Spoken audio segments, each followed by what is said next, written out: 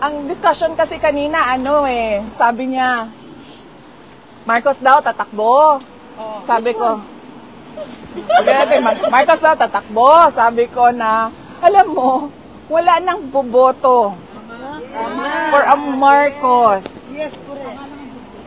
Ever sa history ng Pilipinas, maging na ako, fortune teller na ako ngayon, nakikita ko na ang future. Sabi ko sa kanya, walang boboto sa mga Marcos na for president.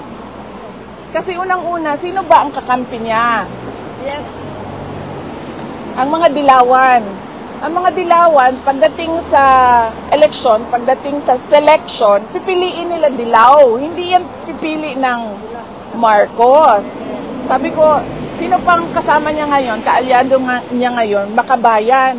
Sabi ko, kung ang Makabayan pipili, para nila lang give up yung kanilang money-making filosofiya na sila, na gusto nilang pabagsakin yung administrasyon at gusto nila sila yung i-install na gobyerno.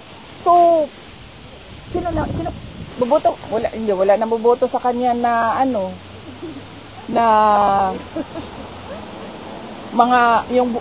ako bumoto ako sa kanya noong 2022.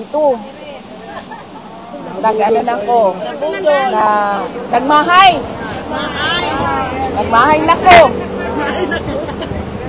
Natagam. Nakakawa na ang tagam. So, sino ba boboto sa Marcos? Sa susunod, wala na. Wala man silang kasama. Nagsama-sama.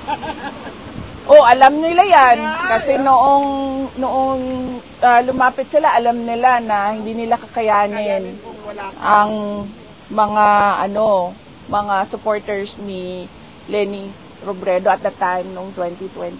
So, ano ba yun? Yun. So, sabi ko sa kanya, sino nang boboto sa Marcos? Sabi niya, pag ikaw tumakbo, yun na yan, sabi niya.